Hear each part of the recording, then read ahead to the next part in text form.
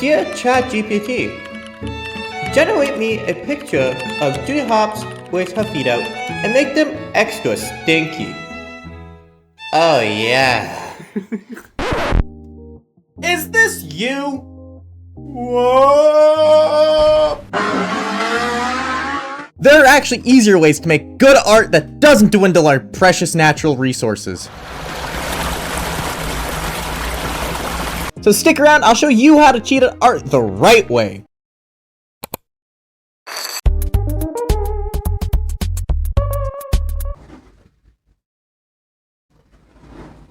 I'm just gonna come out and say it, use your references!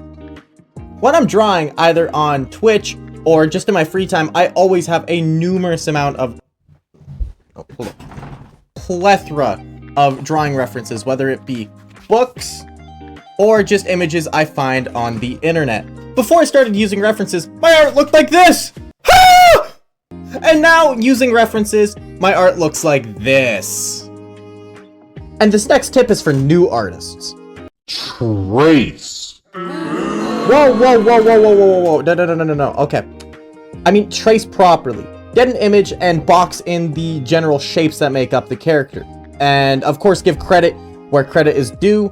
If you do upload the art anywhere, say you trace the pose from whatever, don't just trace the lines absentmindedly. Build up the blocks by hand. I cannot stress this enough. If you trace someone else's art and then claim it as your own, you are a piece of shit.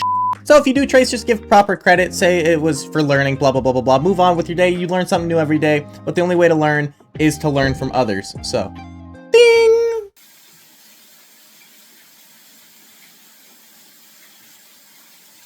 Your brain will trick you into thinking that your drawing is perfectly fine. But the moment you do this tiny little technique where you flip it, bam, everything's off. So then you fix it, you flip it again, you fix it again, you flip it, you flip it, you flip it, you flip it. It's a never-ending cycle.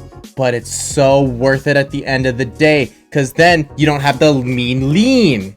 A good idea to go by is, if it only looks good one way, it's not good. People will notice. And to all of my painters out there, use one brush only. You don't need 1,000 brushes to make one artwork. Me personally, I either like using a rectangle brush or I like using a round brush with opacity.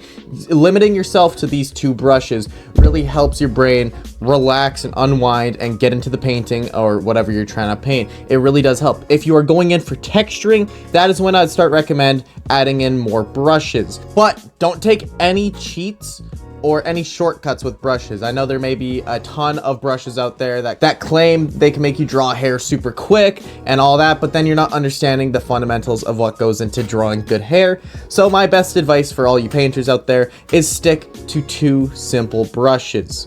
And while we're on the subject of painting, block in the big shapes first. I know this makes no sense to a lot of you newcomers who love to paint or whatever, but seriously, block in the shapes first. Even if you have to start with a sketch to get the anatomy down and everything, block in everything in one solid color first. You can either use gray, purple, blue, it doesn't matter really what color you use, as long as the underlying tone is the color that you're going for. So you have your base tone, your dark tone, and your light tone. I know some other artists may call this other different stuff, but these are like the 3 layers that I use whenever I do any of my paintings.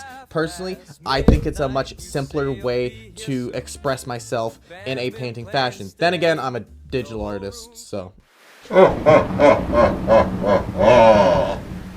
You fool! You've stepped into my domain. Now here comes the scary part of art. The scary part. Ooh, the scary. Oh, the light. Oh, the light, it burns. Oh, the light. Oh. The light. The light. All right, we're gonna get into color theory. No, don't leave, please. Color theory. It's really simple. Pick 3 colors max. That's right. 3 colors. That's all I ask. You take your little color thing, pick 3 colors. 3 colors that you think look good, all right? Then what I want you to do is force everything in the drawing from those. Don't care about any different colors. If you see any different colors in like a reference or anything, stick to those 3 colors. So what you can do is you can take like a blue and then you can go darker blue or hell, even purple for the shadows. And then you can use like an orange for the lighting, and as a result, you'll get something that looks super professional. Or if you want a real challenge, like I've been challenging myself recently, stick to one color and just use the shades. This will level up your ability to differentiate the different values that go into any sort of character building, especially when you are painting. As a painter myself, this has allowed me to absolutely level up my color game, even though I'm colorblind. Crazy to think about, right? And while we're at that, make sure you don't paint on a completely white canvas. A completely white canvas can trick your brain into thinking that the drawing is lighter or smaller. You always have to think, if you're painting a character, that they're in a scene, even if you're not planning on drawing a background.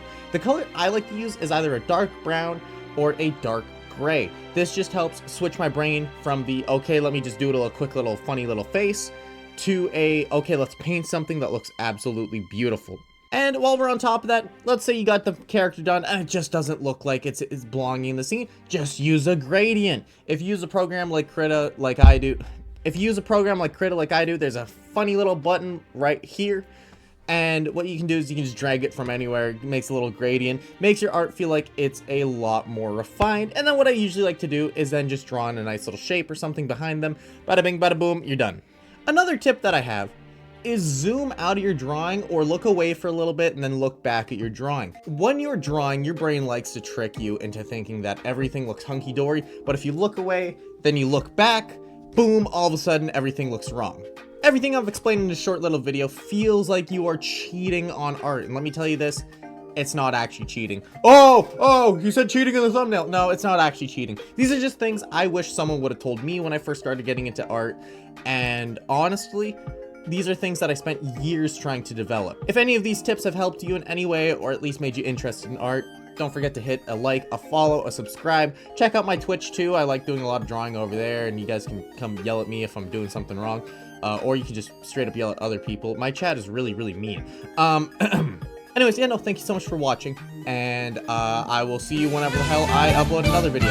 Later!